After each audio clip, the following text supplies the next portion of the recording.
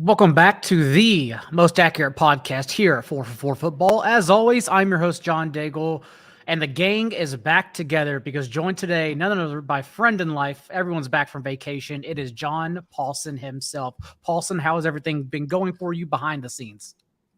Not bad. I'm in the middle of writing my draft notes on basically every player in the top 40 or 50 at running back and wide receiver, and the top 20 or so tight ends and quarterbacks. So doing a lot of research, refining my rankings. It's a fun time of year because I really get to dig into some of these stats. And then I release a 99 stats article in July, so I could share that with everybody then. But right now, it's June 30th. It is that month-long lull in between training camps. A majority of dates and camps actually open on July 27th. And by the time August 1st rolls around, everyone, including every veteran, is at camp. And so it is the perfect time for us to begin our positional breakdown, beginning with quarterbacks today. As you mentioned, you're writing draft notes. I'm working on team previews. The first one, the most important one, the Broncos, because it's free, is available to everyone right now on the site, as well as everything else we've been doing for Best Ball. So definitely make sure you check it out. And I want to jump into quarterback rankings with you. But before we begin, since it is that time of the year where everyone's listening and may be wondering, well, the team previews are coming out and they're behind the paywall. Your draft notes and rankings and projections are behind the paywall. How the hell do I get in and access all this stuff you're talking about? It's easy, actually. For Best Ball in particular, you can actually just go to Underdog and use the promo code 4for4 to get a free pro or DFS sub. So log into Underdog as a new user, deposit $10, use that promo code 4for4, numeral 4, word 4, and then the number 4 again. And then you get that free 4for4 pro or DFS sub. That's how you get access to it. You can also go and just pay for it normally, but right now that's the promo we're running, and that's the one we suggest you use to get access to everything behind the scenes. But with that, Paulsen, there is really no debate about the top 5 quarterbacks. What I want to ask you is really who is your 5 in a certain order, because that's really the nitpicking that we're doing here. And then I'm curious also, and I'll listen as you're saying, where your tier falls off, because that's where I think it may get iffy, because there is one particular player that I have in the first tier of quarterbacks that you may not. So curious to get, first off, your top 5 thoughts. Okay, so I think that the top 3 are pretty clear to me. It's Josh Allen, Patrick Mahomes, and Justin Herbert. Just 3 really, really solid picks. You have to use pretty significant draft capital to get them. And then after that, I think, you mentioned that the top 5 is pretty uniform across, different rankings or consensus. But I actually think quarterback 4 through quarterback 13, you could really see any of these guys finishing in the top 5 and not be surprised that it happened. But my number 4 quarterback is Lamar Jackson due to his rushing ability and the likelihood that the Ravens are going to go pretty run heavy this year. And my number 5 quarterback right now is Kyler Murray, very talented thrower of the ball, can also run the ball quite a bit, and is getting a little boost there at receiver with Marquise Brown joining the fold. He's a little bit hurt by the DeAndre Hopkins suspension, but Hopkins wasn't all that great last year, and Murray still produced a lot of fantasy points with the help of those legs, and I think he's a solid number 5. Who are you most concerned that could potentially fall out of that top 5? Who are you most concerned could have a underwhelming season among that group, if any? I would say Lamar, just due to his tendency to get dinged up here and the number of hits he takes as a runner. He has so much upside there, but at the same time, it's not hard to see him missing a couple games or 3 games, and that would knock him out of the top 5 contention probably. I will go on record of saying I actually am somewhat worried that I'm drafting Patrick Mahomes for namesake only, because this offense does not have as much elite talent in trading Tyreek Hill as they did in the past. I do think they're actually deeper than ever. They have more pieces to go to, but even 3 guys don't take up and make up for the part and the role that Tyreek Hill played in this offense. Patrick Mahomes last year, 25.6 fantasy points per game in the first 6 starts, ended up actually leading the league in dropbacks against too high coverages, and eventually, because of those too high coverages, also leading the league in percentage of throws behind the line of scrimmage and passing yards after the catch. And that's why from week 7 on, he actually averaged 18.8 fantasy points per game, nearly 6 fewer per game on a weekly basis. And so knowing that Tyreek Hill played a big role in the fact that the Chiefs for 4 consecutive seasons had a absurdly otherworldly, non-sustainable, even though they managed to sustain it, 47% scoring rate on their possessions, even though they were actually 32nd, dead last in drives per game, possessions per game last year. I do wonder, like, if it's finally time where the Roosters come home to nest, where like they cannot, without that elite top-heavy talent at wide receiver, sustain this otherworldly scoring rate that they've had with Patrick Mahomes in the past. And so that makes me worried about him at his current 44.7 ADP. And that's why I've actually, an underdog in particular, I've just been drafting him when he falls behind his ADP, not really ever reaching for him. It's interesting that you say that, because I just pulled up the ADP at Underdog, and Justin Herbert has moved ahead of Mahomes slightly. 44.1 for Herbert and 45.7 for Mahomes, based on our Underdog ADP tool. So it seems that drafters are sharing your concerns a bit about the loss of Tyreek Hill. I think that there are enough, and you said they're deeper, and I would agree with that. And it was interesting to hear, and I forget the name of the beat writer that was on the podcast with Mike Randall, but he mentioned Mecole Hardman as the top receiver in the wide receiving core, and that was surprising to me, given Juju being there, Sky Moore being added, Marquez Valdez-Scantling as well, and Hardman's just general struggles to get consistent snaps in this offense. But I think there's just a lot of weapons here, and it's enough for Mahomes and Andy Reid to figure it out and continue to post really good numbers for Mahomes. He may not be, have that QB1 type upside overall, but I mean, I guess at QB3 you're expecting that. Jesse Newell was the Beats reporter. Thanks, Sal, offline there. You do expect to have that QB1 upside with a guy going third, or I have ranked second, but maybe you have a really high floor there with him as well.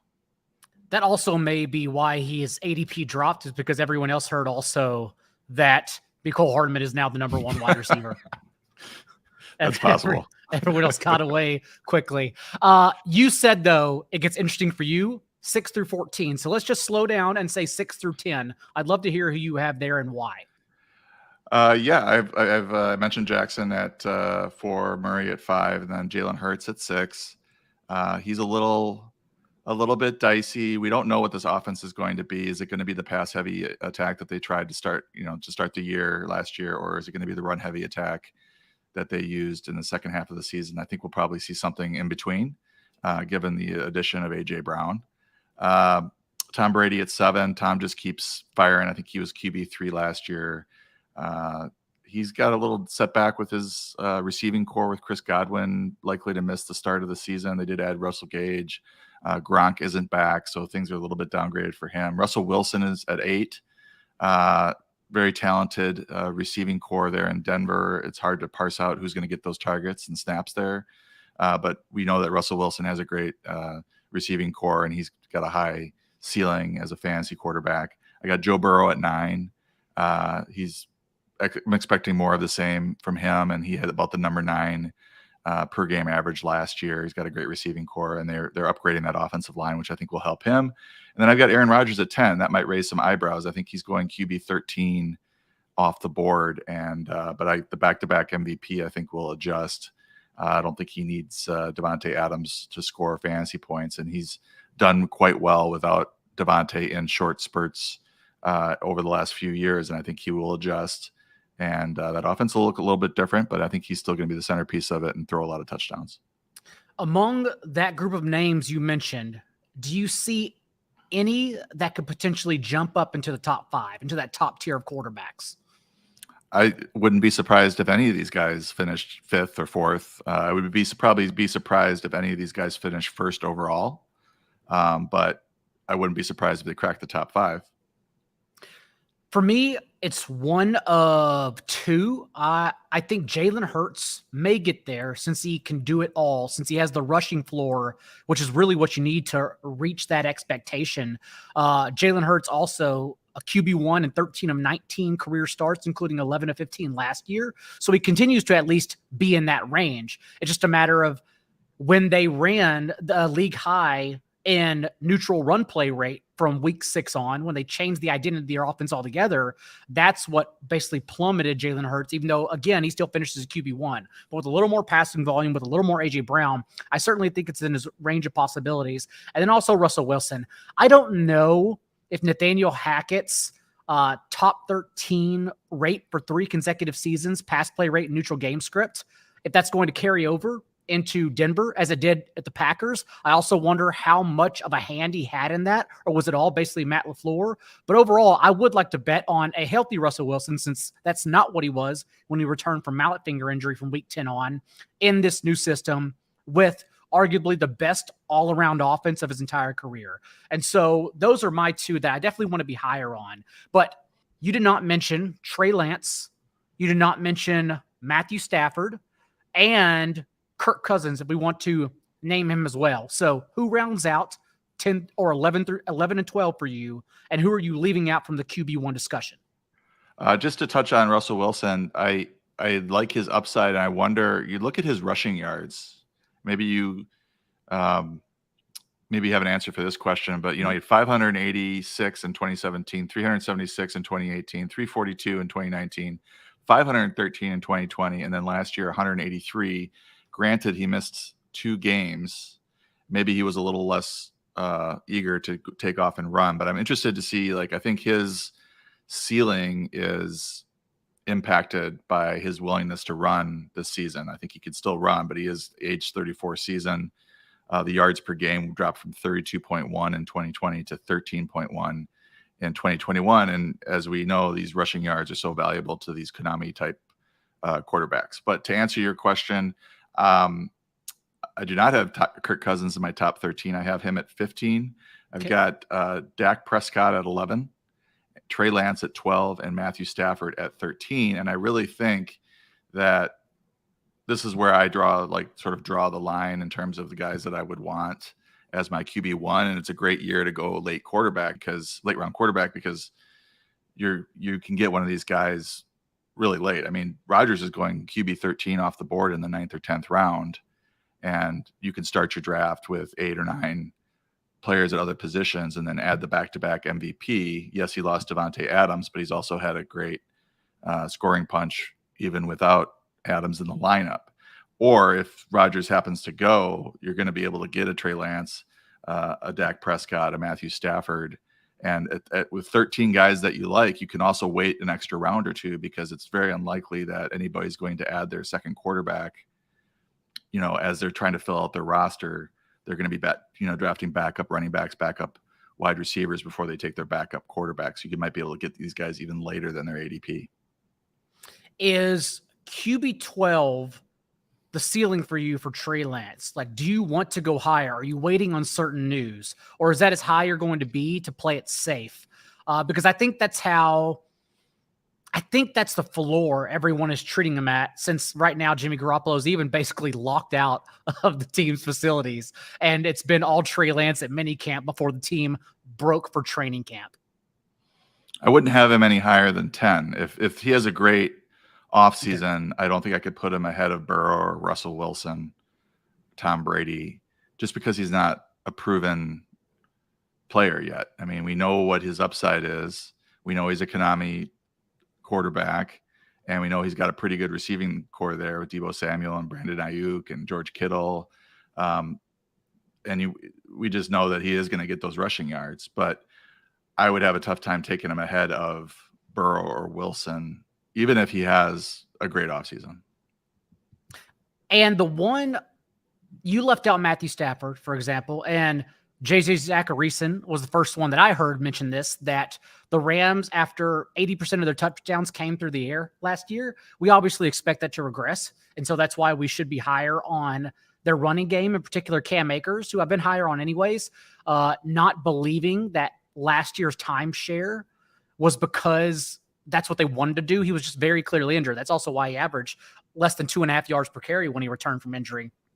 But overall, Stafford or Rodgers are one of the two I've been leaving out of those top 12. That's where I've been drawing the line. But I also think if Kirk Cousins, that's why I mentioned his name, shifted into the low-end QB1 territory, that would not be shocking either, because Cousins was the QB13 and QB11 in fantasy points per game the past 2 years. But that's also with Minnesota having the 4th highest run play rate from neutral game script in that span. Now we're getting a completely different offense under Kevin O'Connell. We were expecting a much higher rate of 11 personnel with Irv Smith as the primary tight end and KJ Osborne as the 3rd wide receiver, and just something that's more intuitive, progressive, and quicker, which I also think, pending Dalvin Cook's legal situation, like we may be too low on him as well, knowing he arguably has the highest receiving floor of his entire career this year. And so that's why I think Kirk Cousins actually is the sneaky one that could find himself in the low end range. Is there another player like that as you go on from QB 13 to 16, 17, let's say, that you think could also sneak in to the low end QB1 range? Yeah, and I think my initial rankings are still in place here, where I've got Derek Carr at 14 and Cousins at 15. I have been seeing the same reports about the Vikings offense changing. And if that's the case, I think I will be moving Cousins up a spot. I don't think I would move him past Matthew Stafford, given how well Stafford played in that Rams offense. And I don't think I'd move him past, Dak Prescott, Trey Lance, or Aaron Rodgers either. Okay. But Carr is interesting because he has been top 15 the last 2 seasons, and he's getting Devontae Adams, somebody who he played with in college and should have a seamless, transition into this offense. And now he has one of the best receiving cores, certainly of his career and maybe in the league, with Adams, Hunter Renfrow, and Darren Waller.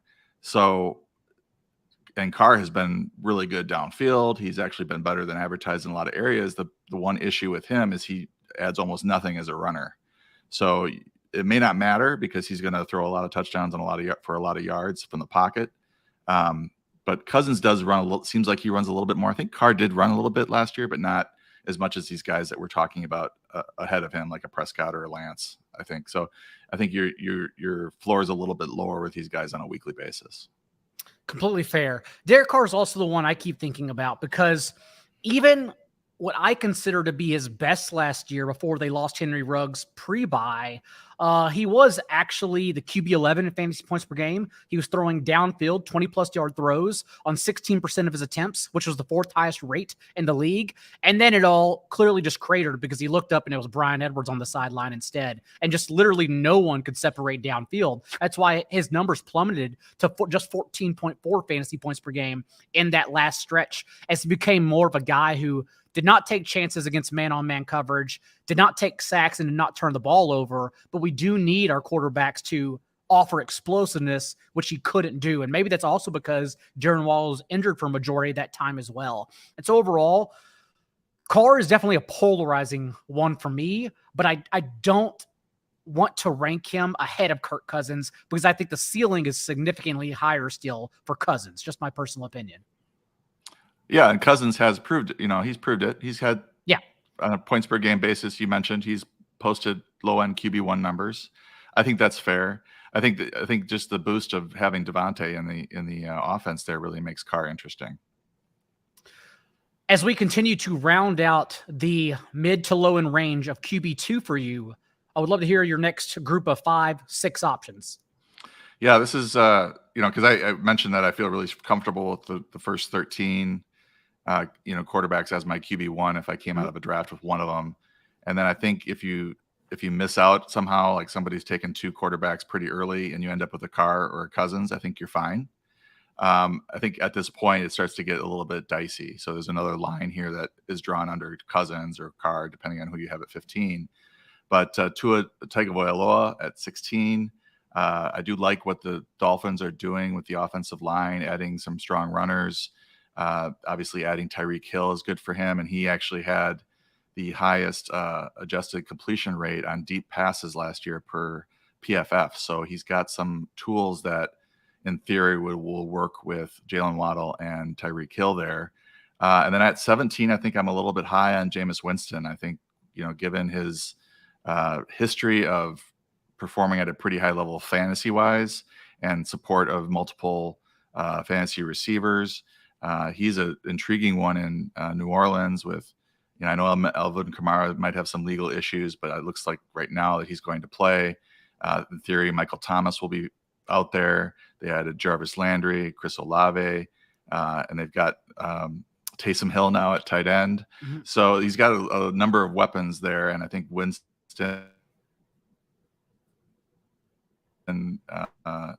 showed what they have been at 17. Justin Fields at 18. That's a kind of a dicey one. He's been bouncing around my rankings a little bit based on how effective I think this passing attack will be. And, he does have that rushing upside, but the offensive line is so bad.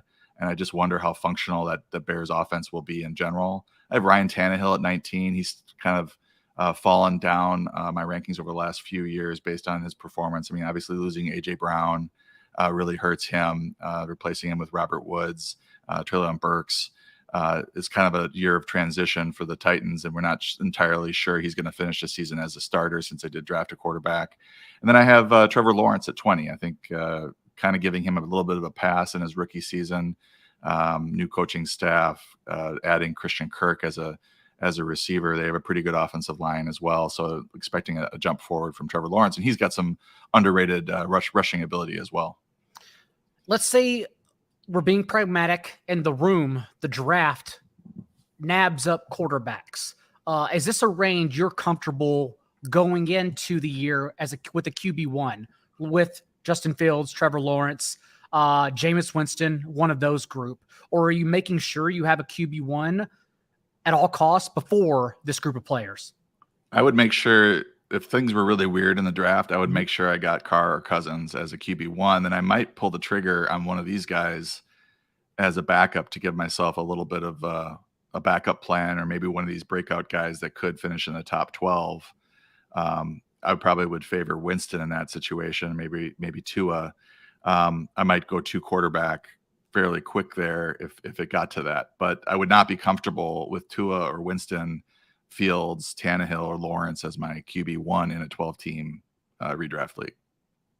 I will say Winston as well. One of my favorite strategies is when something around me in a draft room happens and it starts cratering and avalanching and I'm not prepared for it, is just to look to week 1 schedules. You can do this with streaming quarterbacks and defenses in particular and just say, okay, well, this is the matchup in week 1, and then we'll just figure out life after that. And Winston does play indoors against the Falcons in week 1, a terrific matchup for him and the Saints. So if it all falls apart, do not panic. Just grab Winston, bank on that week 1 matchup, hope it's the Winston they unleashed in his last 2 starts before he got injured, and go from there.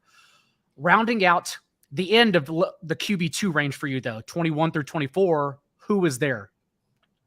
Yeah, this is when things get a little weird, even more dicey, but that makes sense. I mean, we're in the 21 to 25 range or whatever. Mm-hmm. Matt Ryan, I think, is a pretty solid pick at 21. He's got a good offensive line, good rushing game, pretty good receiving core there. He's apparently stepped right in and done well. He should be maybe a little bit more effective on a per play basis, given the state of that offensive line, the pass protection he's likely to see. And then it's just guys that are like, okay, well, yeah, you can kind of tell yourself a story about their rushing yards. Zach Wilson, pretty good receiving core there. Elijah Moore. They added the other Ohio State running back, blanking on his name, right? Garrett Wilson. Mm-hmm. They've got Corey Davis now as their 3rd receiver. They've improved their offensive line. I don't know that Zach Wilson is going to make that leap, but he could. Daniel Jones, playing for Brian Dable now in the Giants, and they've added some offensive line as well. That offensive line was terrible last year. They've added 5 net players to that unit, and hoping that the offensive line coach to rebuild the Bills offensive line can do the same thing with the Giants. And he does add the rushing for sure. I got Mac Jones at 24, not a runner at all, but pretty efficient. He's going to be pretty steady. He had the best rookie year of any of those rookies last season. And they, are starting to add some tools around him and some weapons around him. And then I've got Jared Goff at 25. I mean, I think he's got enough weapons, and Detroit's offensive line is pretty good. if he gets all those weapons back, Hawkinson, Swift, St. Brown, and then they added Jamison Williams there, who I don't think will be ready for the start of the season, but once he's back, that's going to add another a facet to that offense. Matt Ryan, for reference, did play behind a Falcons offensive line last year that finished dead last in pressure rate allowed. Will be playing behind the best offensive line of his entire career this year. And then Daniel Jones, the one I keep coming back to that I think could emerge so far as into like QB 16 range, even just the fact that you mentioned he does add the rushing upside.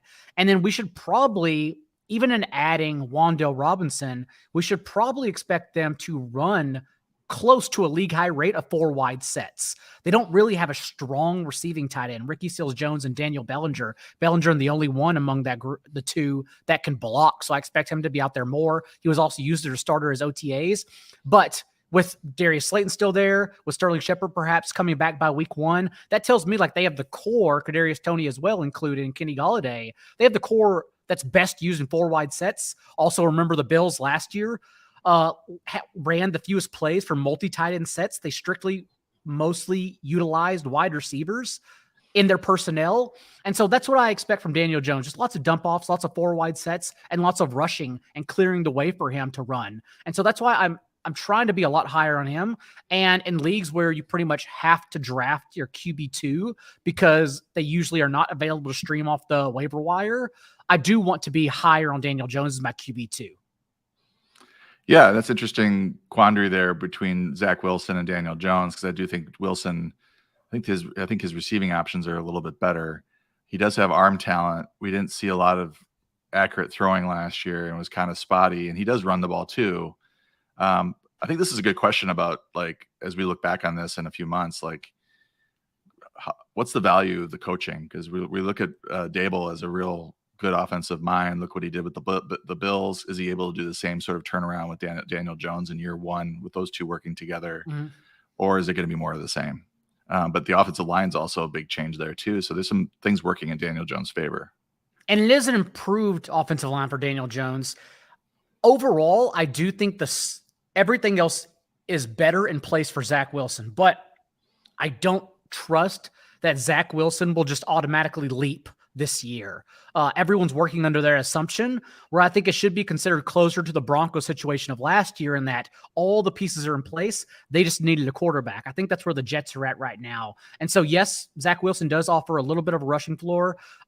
He averaged only 2.2 carries per game last year, but still, he showed he has a rushing floor in college at BYU, especially in his final year. And so we do need more of that, because that's really going to dictate how volatile he ends up being, because he could be a QB2. He could be a strong QB2, or he could be useless as like the QB30. Like that's the range of outcomes Zach Wilson has. And so that's why I worry about placing him firmly in the low end QB2 range. Yeah. 185 yards rushing, 4 touchdowns in 13 games. That's not too bad. 14 yards per game. I think my model rookie quarterback model had him projected for a little bit higher. I thought he was going to run a little bit more than he did last year, but that's a decent floor. That's not as high as Jones, though. I don't want to get too deep into the QB3, since now we're talking about the guys who may not even start, probably won't start actually a full season. And then we're just have to be talking about pockets during the season as opposed to right now forecasting it. But I'm curious on a few names that stand out to you as a potential QB3 or backup QB if it falls to this range where you're stuck drafting one of them. Yeah, I've got Carson Wentz at 26. I kind of put him in the same, range as Jared Goff or Mac Jones, more of a pocket passer at this point in his career. And he does have Terry McLaurin and a Curtis Samuel, and they added Jahan, blanking on his name now too. Dotson, yep. Jahan Dotson. And a decent tight end there, Logan Thomas. If he can get healthy, he's questionable to start the season. And obviously J.D. McKissick and Antonio Gibson catch the ball a little bit. You don't want to ever start Carson Wentz if you can avoid it at this point, but I think in 2 quarterback leagues or best ball, he's going to have a few games. And then Davis Mills I have at 27. He was actually better than people realize, I think, with the Texans last year when he played. That offense actually did some things. Brandon Cooks was better. So I think he showed enough to get him a chance to start the season and see if he's the quarterback of the future for the Texans. And then now we're getting into, you might have noticed I haven't mentioned Deshaun Watson. He comes in at 29. I was going to ask you about that because people are going to want to draft him and like take a chance on that. We may have a definitive answer about his situation for the season, like even as early as next week. But let's say you're going to your draft room. Yes. How are you handling the Deshaun Watson situation? Yeah, I think it depends on what sort of draft it is. If you're stuck with him for the entire year, like in a best ball format, unless it's a tournament, I wouldn't want to have him eating up a roster spot, because I think best case scenario right now is he's going to miss half the season, and worst case scenario he's going to miss the whole season. So it's okay if it's a normal redraft league where you can get out of the, you can cut him after week 1, knowing what he's going to miss the whole season. Then that's okay. He's available late. His ADP in those leagues is probably going to be higher than something else. So I'm just projecting him basically for half the season, and that is weighing down his projections. Obviously, he would have top 10, top 5 upside if he were playing the entire season. But it just doesn't look very good right now. Knowing what the NFL is pushing for a full season suspension, I'm not sure how he's going to get away with even half the season. So we'll see. Mariota apparently is ahead of Ritter there in Atlanta. I'm not like super optimistic about his ability to start the entire season. That's a team that's probably going to lose a lot of games, and then all of a sudden be looking at the rookie quarterback. He's going to get some starts towards the end of the season. But Mariota is journeyman who has performed well in spots. He had a good start to his career in Tennessee and then really kind of fell off. He's got experience with the head coach there, and maybe he could have a little bit of revitalization there with his career. And he's got a decent couple of receivers now. He's got Drake London and Kyle Pitts, although that receiving core in general is pretty bad top to bottom. Then I've got, we're talking about Sam Darnold at 30, Kenny Pickett 31, even though Trubisky is probably going to start the season as a starter. Drew Lock, I don't know who's going to start in Seattle. I've got Drew Lock at 32, but the more I'm reading is that Geno Smith is ahead of him, and Geno actually wasn't bad last year when they didn't throw for many yards. He didn't throw for many yards, but he had like 109 yards passing, 7.3 yards per attempt. He threw 4 touchdowns to DK Metcalf in 4 games. So he showed a pretty good rapport with Metcalf, but that's going to be a run heavy offense. And we're really getting into the weeds here with some of these guys. We just don't know who's going to start, and then if they do start the season as a starter, they're not guaranteed to start for the full season. Right. If Sam Darnold starts, I expect him to. Like, does he hold off Matt Corral, or does he just play himself to the bench? Same for Marcus Mariota. I think there will be pockets we use both Mariota and Desmond Ridder, but again, I think it's impossible to project at this time because I want to hear how training camp goes, and then we have to see like how their schedule goes. Also, we don't expect these teams to score too many touchdowns. So also an issue where we just need to take advantage of the matchup more or less. And then Jared Goff too. I know everyone's higher on the Lions personnel, but Goff with Dan Campbell calling plays after their bye averaged 7 fewer pass attempts, dropped from 38.5 to 31 per game, significantly fewer. That's less than Mac Jones did actually on the year. So overall, it's tough to be high on any of these. I agree with you though. The sentiment for me is that if it falls to this range, Davis Mills is the one I want, just to see if he can carry over that 68% completion rate, 7.3 yards per attempt. He also spiked 2 top 10 finishes in his last 5 starts. And now he gets another start as Houston Texans with pretty much the same core. So I'm willing to take a chance on that and see what happens, knowing that also they won't be able to stop anyone. So at least we'll get their foot on the gas the entire time. Yeah, I was going to mention that they're going to be playing from behind pretty frequently. I think maybe with Goff, that run pass split was affected by the injuries that they had at receiver and at tight end. Like they didn't have any weapons left except for St. Brown, really, and so they went run heavy. I don't know, causation or correlation there on that one. They did indicate with signing DJ Chark and getting these guys back, and then also drafting Williams, that they do want to throw the ball. So we'll see what happens there. Goff doesn't run the ball at all either, but he could be a QB2 type for you in a pinch. So to leave everyone with definitive way to attack quarterback this year, right now, what range, really, when are you trying to have your QB1 by? Well, looking at Underdog ADP, I think best ball is best ball, so it's a little bit different. But quarterback 13, Aaron Rodgers going off the board, pick 105. So that is round 9.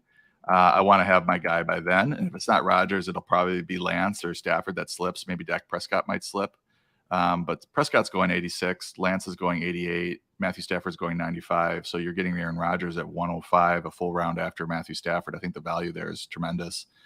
I don't know if me saying that will change anything over at Underdog, but if you miss out there, I think, Derek Carr 107, Kirk Cousins 117, are really good fallback options. So that's how I would attack it. I would probably wait and try to grab one of those guys. But, sometimes, as you mentioned, you don't want to draft. I think it was Patrick Mahomes. You don't want to draft him at ADP.